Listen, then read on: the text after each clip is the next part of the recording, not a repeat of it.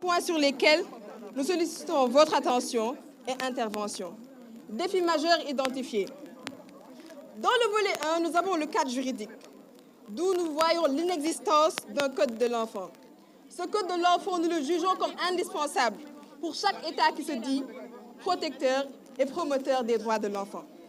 Dans le volet 2, exploitation et errance des enfants dans les rues.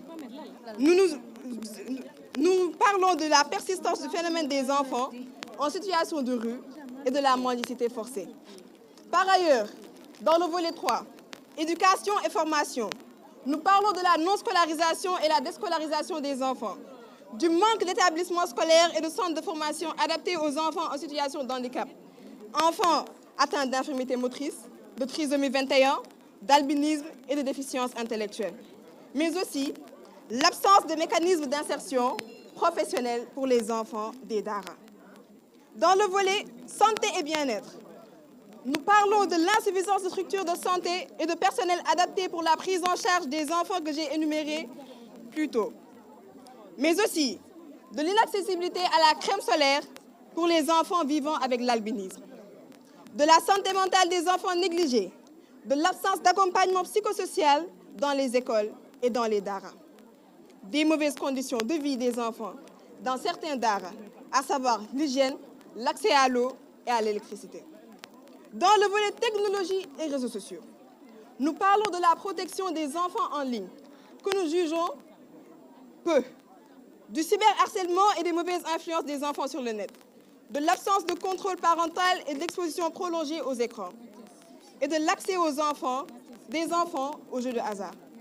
Dans le volet sécurité et violence, nous parlons des violences sexuelles, physiques, morales, faites aux enfants, à savoir viol, attouchement, pédophilie, harcèlement sexuel, châtiment corporel et injures, des mariages d'enfants et des mutilations génitales féminines, de l'implication des enfants dans les phénomènes de l'immigration clandestine. Dans le dernier point, nous parlons des politiques publiques, où nous voyons une insuffisance du budget alloué à la protection de l'enfant.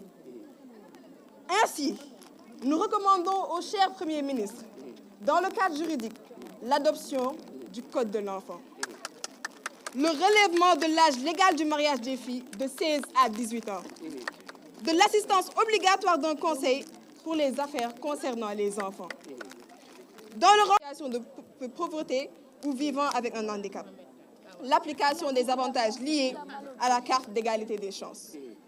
Dans le volet éducation et formation, nous souhaiterions un accès universel et sans discrimination à l'éducation, notamment pour les enfants handicapés. Renforcer l'hygiène dans les établissements avec des toilettes mixtes et sensibles à la gestion de l'hygiène menstruelle. Rendre accessibles les établissements scolaires et centres de formation aux enfants handicapés, enfants atteints d'infirmité motrice, de trisomie 21, d'albinisme et de déficience intellectuelle. De mettre en œuvre des centres d'accueil et de prise en charge des enfants. L'intégration des modules de droits de l'enfant dans les écoles. Dans le volet santé et bien-être, nous voulons la gratuité du certificat médical et les frais liés à la justice pour les enfants victimes de violences. Une prise en compte de la santé mentale des enfants et des impacts sur les réseaux sociaux. Le renforcement de l'accès des enfants handicapés aux structures sanitaires. La lutte contre le décès maternel et infantile. Assurer la gratuité des serviettes hygiéniques dans les écoles et les communautés pour garantir la dignité des jeunes filles. La gratuité de la crème solaire pour les enfants vivant avec l'albinisme. Volet technologie et réseaux sociaux. Nous voulons l'application de l'observation générale numéro 25 sur l'environnement numérique des enfants. La sensibilisation à l'utilisation des logiciels de contrôle parental comme Google Family Link.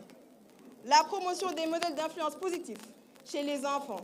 La réglementation des contenus des réseaux sociaux par l'État, fournisseur de contenus. La réglementation de l'accès des enfants à Internet à certaines heures, ce sera fait par les opérateurs téléphoniques, et la suppression de l'accès des enfants aux applications de jeux de hasard. Volet sécurité et lutte contre les violences. La prévention des violences, abus, les pratiques néfastes, l'exploitation et la négligence des enfants. L'application rigoureuse des lois en rapport avec les enfants.